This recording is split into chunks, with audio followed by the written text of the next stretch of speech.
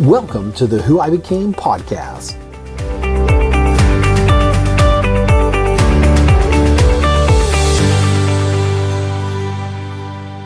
Well, welcome to another episode of the Who I Became podcast. And today I'm joined by Dan Blevins. I guess it's a good morning where we both are, Dan. Good morning to you. It is. Good morning to you. And I know we've been trying to get on the schedule for a while to record this. I'm really pleased that you've sort of taken the time to join me. And I know that you've got a very successful podcast, so hopefully I can reach your standards. You're going to be judging me now. I'm like the sort of the young apprentice. Yeah, no judgment at all. No, I think you've got a good thing going. You can do that privately. I like it. So, Dan, let's tell our my listeners a bit about who you are and our conversations as to where we're going to go. And you are the Safety and Security Director of CV Ministries, based in Colorado. You're a retired US Air Force, serving 21 years, including the 1990 Desert Storm invasion of Iraq. And I threw that one in there in particular because that's my growing up era. I can remember being sort of 10 or 11 and everyone was really big talking about the Desert Storm for the US. You're a national conference speaker and trainer for churches around the country. I know you do a lot of work with Jimmy Meeks with Sheepdog Church Securities. You're the host, as I mentioned, of the podcast Church Security Through Prevention. Very successful. Hopefully, I'll get there one day and have as many followers as you. So I'm excited to talk a bit about that. And you're also a writer and producer of several training videos on church security. And you're the founding member of the Woodman Valley Chapel Church Security Team, where you managed at one point a multi-site of 5 campuses that are hosted over 5,000 attendees in a congregation every weekend. So were you going to say something, Dan? No, but I can. You must have heard my thoughts. Yeah, running is about it. Did Dan say something? No, I didn't say anything. But I actually, when I was on staff at Woodman, I was the facility. I oversaw the main campus. I didn't run all 5, all the sites, but just the main campus. When I get things wrong, because I'm a man, I can't admit I get things wrong. But when I have discrepancies, I love how my guests stop me. It's a very humble show. There's other podcasts where I'm sure people just let you keep talking and say, I'm going to take that credit. So thanks for clarifying that. And I know that you're a board member of Carl Chin's organization, the Faith-Based Security Network. We've got a mutual friend in Carl Chin. You've got a bachelor's degree in science, bachelor's of science in management from the University of Phoenix. And most importantly, I think above all else on there, Dan, is that you're a husband, a father, and you're a man of faith. So welcome to the Who I Became podcast. Well, thank you. I'm glad to be here. I've been looking forward to doing this for a while. I've talked quite a bit off and on, but this has been a process to get to this point. So hopefully it goes well. Yeah, and I guess, when it always goes well, come on. Yeah. It's got me and you on the show, Dan. How can it not go well? But I guess let's maybe sort of start off a little bit about your journey into security ministry, because, me and you are both the same, but we call safety and security in a church ministry because it is a ministry, but there's quite a journey as to how you got there. So maybe tell the sort of listeners a little bit about what CV Ministries is and then your sort of journey to work for that company. Sure. Yeah. Let me back up just a little bit before going into CV Ministries and how all this kind of came together. We moved to Colorado shortly after I retired. Well, right after I retired, we moved to Colorado. And within weeks after moving here, the shooting at New Life Church happened with Carl Chin and his story. And the church we had started attending at that time had a meeting. They knew they needed to do something from a security standpoint and had a meeting. And a lot of people showed up, but once they found out that they wouldn't be allowed to carry firearms anytime soon, it ended up being about 4 or 5 of us probably that stuck around and actually started the security component at that point, and helped shape that into this, the team that it is now.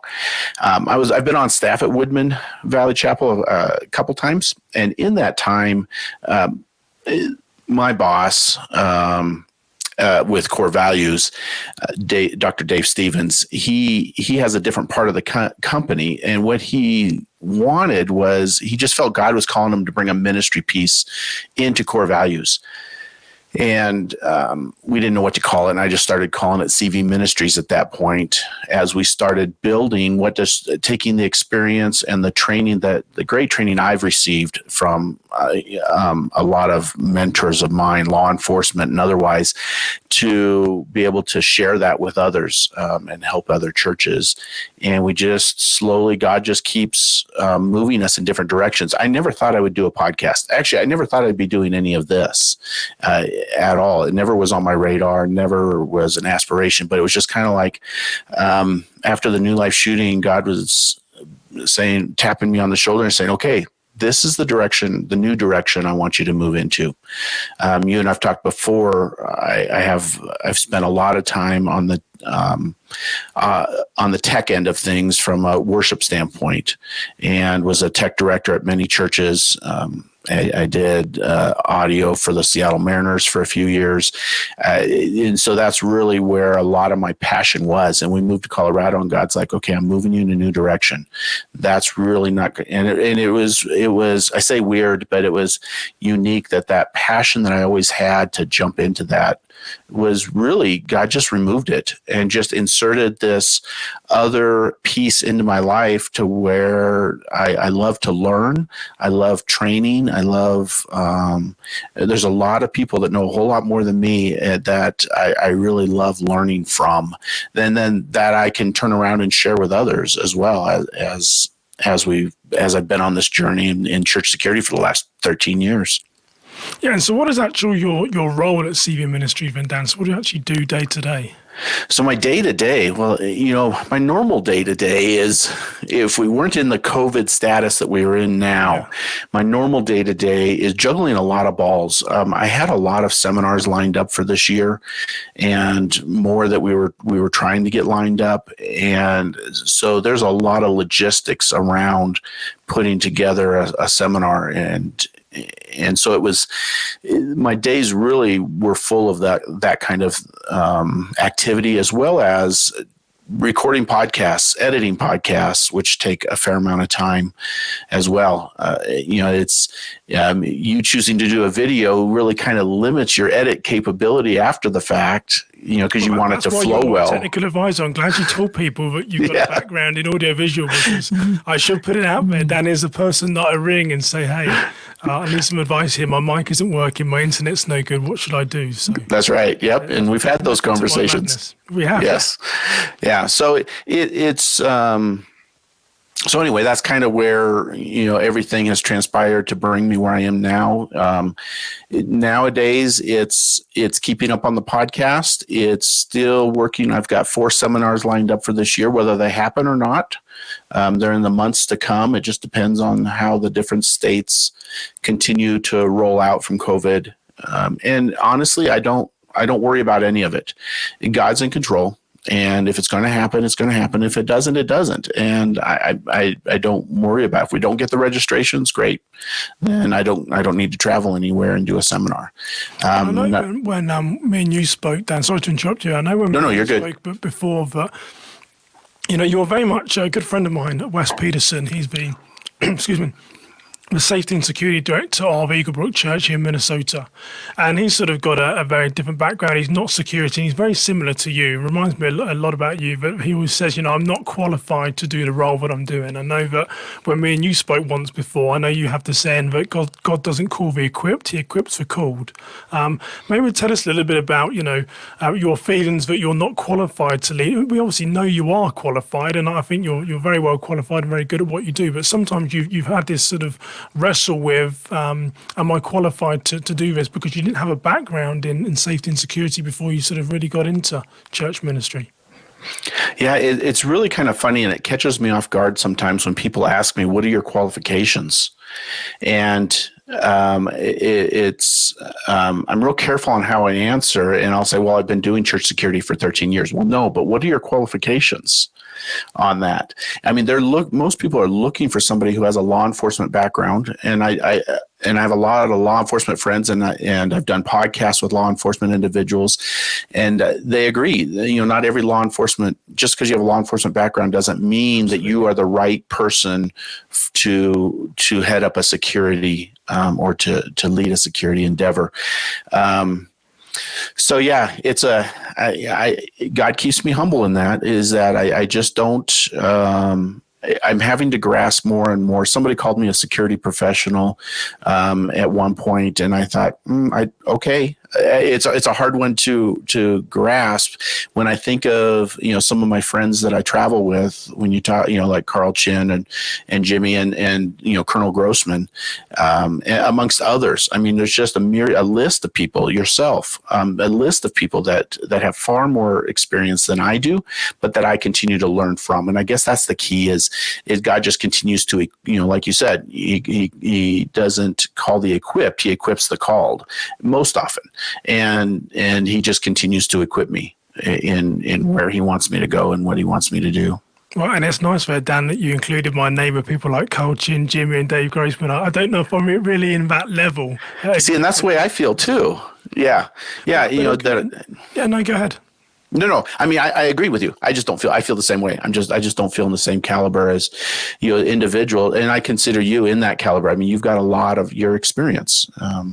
That is so one of those things, then, Dan, as you're traveling around with perhaps those people and going to different places around the country, I mean, what do you learn about yourself then? Because there is sometimes the view that, you see these people and then you realize that perhaps you're an equal. Has your mindset ever shifted towards where you can let your guard down and you do feel that you're in the right place as to where the Lord wants you to be, particularly as you travel around to so many different states advising on church security? I think it helps my confidence in where God has me when I take times during a break and have one-on-one conversations with people, or we do a good Q&A time at the end of the seminar, to where I'm able to. I often say, even before coming into this, it's like, Lord, give me your words, not mine. In how I communicate. And it's that way with people, to where I get done talking with them or answering their question or giving them, a nugget to them. It's like gold. Yeah. And it's like, okay, Lord, I humbly accept where you've got me. Yeah. Now I want to move on to your podcast for a moment, because and I know, don't correct me on this, Dan, just let the compliment come. I know that it gets thousands of downloads, and I know I see some of the groups where it goes to, it goes to thousands of people. And when you look at those as individuals that could be in a church, you're really affecting tens of thousands. Is that sort of multiplication that you really get with your podcast? I mean, when you first started it, did you feel that it was going to take off the way that it did? No, I actually had no idea. I spent 2 or 3 months just researching, studying, finding out about. I didn't know anything about podcasts at all, and so I had really no idea that it would take off like it is. I know there's a few guys that do podcasts and have done podcasts in the church security realm, but. And thought, okay, let's dive in and see what happens. And it has totally surprised me at the response that I get. I get feedback every week from individuals on how it's impacted them, their life, their church, what they're going to do with their security team, whatever the case is. And I love getting the feedback. There was good and bad, I'm sure. Yeah, good and bad. Yeah, it doesn't matter. And I love. I had somebody take issue with a conversation I had with another individual, and I turned around and spelled it right back out to him, like, okay, this is why we do things the way we are. And I don't remember what the topic was, but it was just a misconception. But it's still, I enjoy that kind of conversation because it's learning for me as it is for others. Yeah, no, I know, with any podcast, there's a sort of the highs and lows and stuff, but what your viewers and your listeners get out of it is advice and get exposure to people that perhaps they wouldn't have, ordinarily. But what does Dan Blevins get out of doing your podcast? What does it give you? You know what? For me, it's really a lot of fun, and it's really a lot of, realizing that how many really gifted individuals we have out there in our churches and in our communities that are either trainers or leading church security teams, to where there's tactics within. So something we've added to our seminar is a 3-hour dry fire exercise, teaching people some of the basics that maybe things that they can do. But, through a podcast, I was able to learn to do some, new techniques that I otherwise wouldn't have thought of that would help myself, that we discussed in the podcast. And it was like, okay, that can help me in my dry fire exercises. There's even I bought a device that is it's a dry fire magazine after a podcast that tricks your gun into, so you don't have to pull the trigger, rack. It just lets you continually pull the trigger as if you had a full magazine, and so that changes how you train. And, anyway, closer to what a real life situation might be. Yes, with a lot of self-fulfillment, it sounds like you get from knowing that your podcast is helping others, and it's something that interests you. I think it sounds like you're staying close to your audiovisual world. And I don't used to depart from that too much because my lack of technical knowledge always means there's a question around the corner, Dan. So keep it going. And I guess, between... your time in the military and in the military. I always say this when I'm with you. I always get this stuff wrong, and I insult so many of my viewers that say Simon said it wrong. But your time in the Air Force, I should get that correct. Your time in the Air Force, going on the road, traveling around safety and security. Your very busy schedule that you have anyway. There's always people behind us that support us, and part of those are your family members that sort of. Get left behind in some of the things that we do. And I know that during your Air Force career, your family traveled extensively around the US. I mean, what was it like being a father in a family where you're moving quite a lot and you're removing children from environments that they know well? I mean, how, as sort of being a leader, a mentor, and a father, what sort of challenges did that pose to you, Dan? Yeah, it's for us guys, I think it's less of a challenge if we're the military member moving. And the reason why is because we know the job that we're going to have and the community that we're going to have within our military service. It's our wives and children that struggle a little bit more, being uprooted, having to reestablish community with it. We always jumped into the church early. My wife and I were always serving early. Our kids saw that from a young age that we did that and have continued that themselves. They're in their 20s now, and they love to serve. They have a heart to serve in the church because we modeled that for them. But we tried to create the stability that they needed as quickly as possible, knowing that we were only going to be there for a short period of time. In that, and I look back as a father, and I think, could I have done things different? Could I have, been better in different areas? Absolutely, I could have. There's parts of being we all have, and I don't like the word regrets because it is what it is. I did the best that God equipped me to do to be a father at the time. And could I have done things better and differently? Absolutely, I could have. But like I've told my kids, I said, I'm not sorry. And they laugh. It's like, you've grown up now. Now you got to just deal with it. To a certain degree, you're a service guy, and that comes with sacrifice in itself. And maybe that's what I was sort of trying to get towards. But, sure. You're also... we're in a time where COVID-19 has just taken over the world. So I guess it's okay to date this podcast by putting news in there because it's going to be around for a long time. But you lived in a world where people like me were thrown into, or really where my wife was thrown into, in homeschooling children, where you did that for many years. I guess, what did you learn about yourself being a sort of a homeschool dad? I got to give my wife the credit for the homeschooling aspect of it because I went to work. She did the homeschooling, and we chose to do that all the way up until their first I think I was asking my daughter this the other day. I think it was her second year in high school that we quit homeschooling at that point. And we did it primarily because we were moving every 2 to 3 years, and every district that we went into was hard to get the kids established Some districts they may have been behind, other ones they would have been far ahead. And so it was just easier just to do the homeschooling aspect of it. And from a dad's perspective and from my perspective of I wanted to make sure that the kids were getting the education that they needed to get. And I was, they did an assessment test when we were here in Colorado, and I was blown away at how far ahead they really were in that, because you just don't know. But my wife just did a phenomenal job as we moved in keeping them connected and in that homeschooling effort. From a dad's perspective, it was just putting that trust in my wife and in the co-ops and different things that we did, that it was being done well. Yeah, and if you think sort of fast forward now to your time with CB Ministries and some of the sort of the leadership things that you do you feel that, between your time in the service, being a father of children that are homeschooled, moving around every couple of years, do you think that's sort of really shaped who you are as an individual today, of your sort of thoughts, views and opinions? And obviously culture and environment play a big part in everyone's life, but has that really shaped who you are?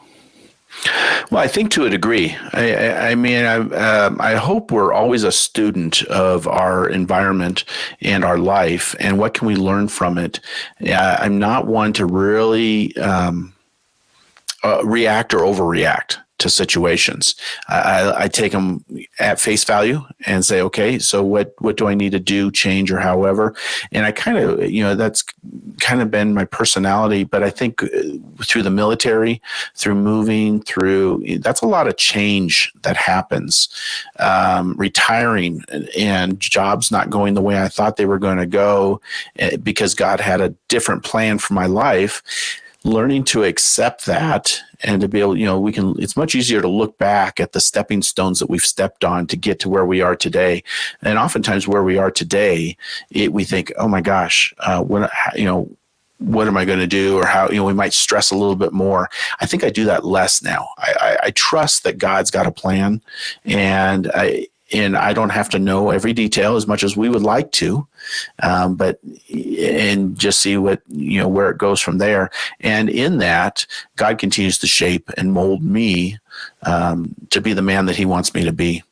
Yeah, and I know you said earlier, Dan, words effective, we're not in control, and really nor are we meant to be. And it's often when we can, as my pastor says, take the hands off the steering wheel and let God really drive. That's where we sort of find our biggest transformation. But for some of us, it can take us a while to get there, to sort of to build that trust. It does. That's probably the biggest lesson that I've learned over the last year and a half, 2 years, is what can I control?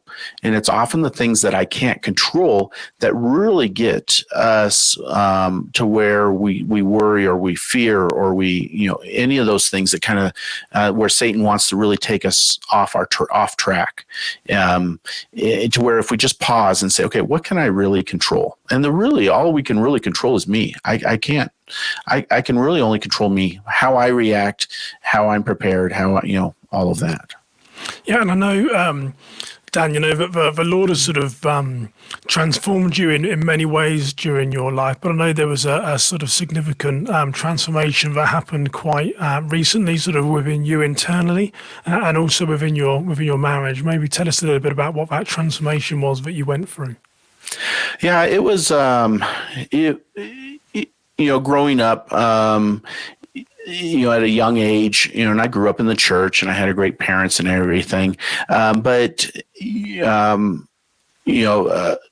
pornography early on became an issue in my life, and it just kind of carried over. It was off and on, but it carried over into our marriage. And about 6.5 years ago, it all came out, and it could have ruined our marriage. It could have had some very devastating effects. I was on staff at the church at the time, and but God had a different plan of restoration, of healing, of, my kids will even say I'm not the same man that I was 6.5 years ago. That God has done a miraculous work in my life, I guess is what I would say. in that. And, my wife would say the same thing, to where, there was no way we were going to give Satan a foothold in our marriage. Satan is doing whatever he can to take men out of the game. If he can take them out in the churches, if he can take them out in their marriages, if he can take them out as dads, then he knows that he's that much closer to, in his mind, winning, in getting a win in some way. And it's like, no way, you're not getting my marriage. You're not getting me. In that. And so it's been a huge, growth for me to understand. For me, it's understanding the difference between being a follower and being a believer of Christ. I believe I'm much more of a follower now, where before, having grown up in the church, I knew the right things to say and the right, how to act, and I could be a believer. But even Satan believes. So, there's not a huge change, not a huge difference there. The true difference in my mind, for our Christian walk is are we a follower of the life that Christ has for us? Yeah, and it's interesting. I know that I think Dave Ramsey, the Christian financial guru, I think he says that he knew God on the way up. He got to know him on the way down, and I like that saying. That's very true of a lot of us. And firstly, Dan, thank you for sharing that. I should say that me and you had a conversation previously, and I didn't know that part about you, and I was very humbled that I asked you an open question. And you thought about it, and then you delivered the answer. And so, it's really brave of you to sort of, to share that with not only with me, but all my listeners, so people can get learning from it. But, I know the first time we spoke about this, Dan, there was that bit of a pause. And I guess, why is it that it's a difficult subject to approach with? Because we know that most men are struggling with something. Is there a form of embarrassment that you feel, or what makes it difficult to sort of share that piece of your life with people? It's excuse me. It's not an embarrassment. It's not something I choose to share with very many people. So putting it out there in a forum like this, there is a vulnerability to it. Yeah. And when you asked me the first time, I did pause, and then you came and you said, well, if you need time to think about it, and you said, I kind of threw that at you, and it's a tough question. I said, no, I don't need time to think about it. And what I was actually doing was just kind of praying, Lord, what do I do here? What do I say or don't say? And a real peace about, that just came that was like, nope, go ahead. Because you're right. We all have our hurts and our hangups and our addictions, or whatever the case is. And one person isn't any better than another in that. We all have sin. Nobody is perfect, even though we go to church and probably put on a mask and let people think we're perfect in that. So yeah, that pause that I gave, the first time that we talked was just that check in my spirit of, is it safe? Because I don't live in shame, which is huge. But do I live in regret? Sure. I don't live in it, but do I have regret that I wasted so much of my life and my marriage, and as being a dad, with that addiction as part of my life as well? Because the freedom that I experience now, and I know others do too, is that it is unbelievable. And it's the life that God intended for us to live.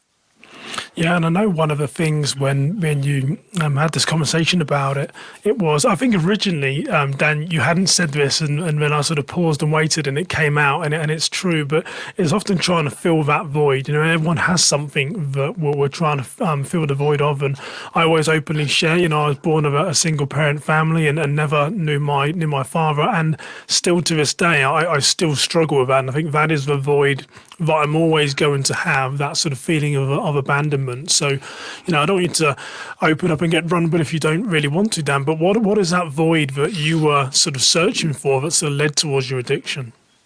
Yeah, and I don't know. I don't know exactly what that void may have been, but we all have a void. We're kind of created that way. That's true. Yeah. Yeah, we're all kind of created that way. And what we try to do is we try to fill that void with everything else. Whatever that might be. It could be money. It doesn't matter. We try to fill it without realizing that really it's our relationship with Christ that really fills that void. And that's what he really wants. It's not, and and I don't know that we do a great job at defining what that relationship is, and nor are we going to have enough time to do that here either. That's another podcast. Yeah, that's right. But that relationship is, I talk with him throughout the day about things. It is totally different than what I ever thought it would be. And it's pretty amazing. Yeah, and when you look at, I guess even when you're advising churches on security, we're talking about overcoming adversity or problems, or whether, it's struggles in relationships or addictions, it's overcoming adversity. I mean, what is the best way that you can suggest to overcome adversity? This traumatic incident happened to you, caused a lot of, hurt and pain in your marriage, I'm sure. How do you overcome adversity? Well, that's a broad question, I guess. Overcoming tied into you is very difficult, Dan. I'm going to have to pin you down. Yeah. So, overcoming adversity from a personal standpoint is looking at is turning as much over to God as I absolutely can in it. I'm realizing that he is in control and he's got an agenda, and I just need to be obedient in what he's called me to do and keep moving forward in that. And if I look at it from a security standpoint, and if I'm at a security conference, I think it's different. So maybe it's different. Training is the greatest way to overcome the adversity or the challenges that come in a variety of different ways in our life. How do we communicate? Verbal de-escalation. How do we in conflict resolution? Colonel Grossman's book on combat talks about how do you prepare your body and your mind for when the adrenaline happens in a situation. What is your body going to go through, and how can you do best prepare to combat that? I mean, it's a lot of the same, but yet it's they're just different principles, I guess, within them. Yeah, and in your journey that you've gone, particularly surrounding your addiction and stuff, I mean, what's the biggest thing that you've learned about yourself during that journey in the last few years? I think you said 6 years ago is when this sort of really came to its head. The biggest thing that I've learned about myself, I really think, is that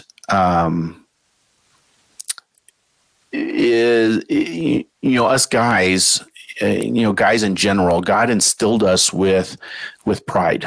And there's nothing wrong with that in a good context. But oftentimes our pride also prevents us from being vulnerable, from being open to others, to be able to from being honest. It creates an arrogance within us. I have a hard time with individuals that have that pride and arrogance that just, you meet them and it's like, oh my gosh. They're a tough person sometimes to talk with. But yet I think I've joked about before on my spiritual gifts test, next to the bottom is mercy. Yeah. But yet I think I have that more than what that test actually, more so now in my life than what I once did. Same thing with empathy. I used to not really care about people. Somebody could tell me their problem. It's like, well, it stinks to be you. And not really care much about it. Now I am more empathetic. And even in the seminar, I talk about that, when I'm talking about communication, is that empathy is just huge. We have to have empathy. Especially we have to have empathy if we're doing security, because without empathy, because the church is there for the hurting and the broken, like us. And if we don't recognize that and don't have the empathy for the people coming through the door, then we're ineffective as security members. Yeah, and one of the interesting things that you said a little while ago about your sort of transformation was that, even your children said that you were different. You're a different person now, and I guess I'm trying to get some context of before and after. But what do you think changed in you that your children recognised was different in their dad? I know you gave a couple of indicators. Yeah, I think for the most part, I became more patient. So you can't see it, but across the room from my office here on the opposite wall, I have the fruit of the Spirit hanging there, and I have 1 Corinthians 13 spelled out, so that it's always in front of me to a degree. It's kind of a check of where I am. Am I patient? Am I kind? Am I not proud? Not easily angered? Those kinds of things. I was pretty much the opposite of that. I was easily angered or frustrated, which is a telltale sign of addiction of some sort, typically anyway. I was not fully engaged relationally with my wife or my kids, where now I'm much more engaged relationally with them. We love having time together. I love that they can come to me with anything and we can have a great conversation, or they look for advice or whatever the case is. So I was probably very much opposite of what the fruit of the Spirit or 1 Corinthians 13 about love is. I think that was not as prevalent in my life now as it once was, and because it is now, people see that fruit, which is the way our life is supposed to be. That's what God calls it to be, and I think that's what people are seeing is that I have that fruit. That just is part of my life now. I don't even have to think about it or try it or fake it or whatever the case is. Yes, also, when I go back to the opening about all the different things that you've done, you've done a lot of things. There's a lot of service in there.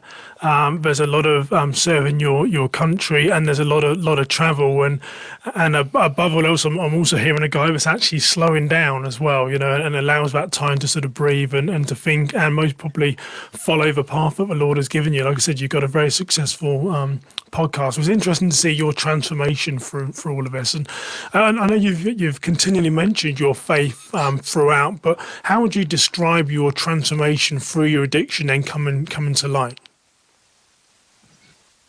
I ask that again. Oh yeah. So your transformation in faith. How did you see that really come to light once you actually sort of had this conversation with your wife and all your sort of sin came out? Sure. So. It's recognizing that. Well, I met with one of the pastors on staff right away, like the next morning, and it's recognizing what is my identity in Christ. Who does Christ say that I am? He had me reading in Ephesians right away on that talks a lot about who our identity in Christ is. It's having that intentional.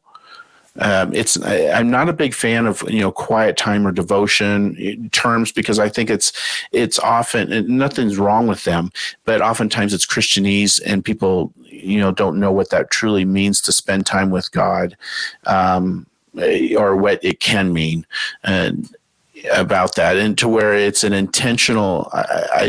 I make time every day in some form or fashion to be intentional with my time with God, to pause, to recognize that that it's a relationship. If I treated my wife the way a lot of us treat our relationship with God, there wouldn't be a relationship with her. And so I have to look at it from that standpoint. And in that, and it kind of is, it keeps me on track. But I usually do a devotion every morning, depending on what the schedule looks like, to where I just read a chapter a day out of the Bible. And then I do an email to my wife, to my kids, to my parents. This is the manna that I picked up today. And here's how it spoke to me. Here's how I hope, what I hope you can get out of it as well for your life. And that helps me as a dad and as a husband to be that spiritual leader. It helps me in my growth with what does the Bible really say. I'm more engaged with the Bible now than I once was. And I've been doing those emails for over 6 years now. And I actually published one of them in one whole year into a book for the family, and I gave it to them at Christmas. Okay. And I thought, gosh, that's a lot of work. I'm not going to do that again anytime soon. You set the bar too high, Dan. I did. Yeah. But they enjoy it, but so even if I don't do it, I'll hear from my parents, or I heard from my daughter recently, like, I didn't get your email this morning. Or I haven't had your email. I just wanted to let you know that, I recognize I didn't get it. Yeah. And, hearing you speak, there was a part of scripture that came to mind. I'm terrible on the sort of the verse and stuff, and I wish I had Jimmy Meeks here. He'd know straight away. Oh my goodness, yes. Yeah, I know. Get the Mr. Meeks in, that crazy guy. But it was a line where Jesus is talking to his disciples, and they're sort of saying who he is, and I think Jesus turns and sort of says, but who do you say I am? And my listeners must be saying straight away, yeah, we know that's from Simon. But so when you say, but who do you say I am? I guess with your family, with your wife and your kids, who would you want them to say that you are? Yeah, gosh. Hopefully, the husband and the father that God intended me to be. That God, when he envisioned what we were to be as husbands, when he envisioned what we were to be as parents, hopefully, especially now, that's what they see. That more so now. In no way am I perfect. In no way does everything go right every time, and that's okay. That's just another opportunity for growth. Well, Dan, I really want to thank you today for being open and being vulnerable as men. That's one of our character defects we have. We don't like doing that. So I'm really grateful that you've done that. And I know that there'll be many men that will be listening to you saying, I am like Dan Blevins. And, hopefully by you sharing part of your journey is going to help them either in their security ministry or hearing some of your personal journey. So it's a really just grateful that you took the time to talk to me today. So Dan, where can people find more about your ministries and work that you guys do? Sure. And first off, I really appreciate and am honored that you asked me to do this with you. I look at it as a great honor. Again, it's one of those things. I don't look at myself as in the same category as you and others. And so I do look at it as a great honor. To find out more, CV Ministries is cv-ministries.com is our website. And then we're also on Facebook and Instagram and Twitter as well. Okay, well, Dan Blevins of CV Ministries, thank you for joining me today. Oh, thank you very much. Thank you for joining us for the Who I Became podcast. If you are enjoying the discussions between Simon and his guests, make sure to subscribe, rate, and review, as well as share with your friends on social media. Once again, thank you for joining the Who I Became podcast.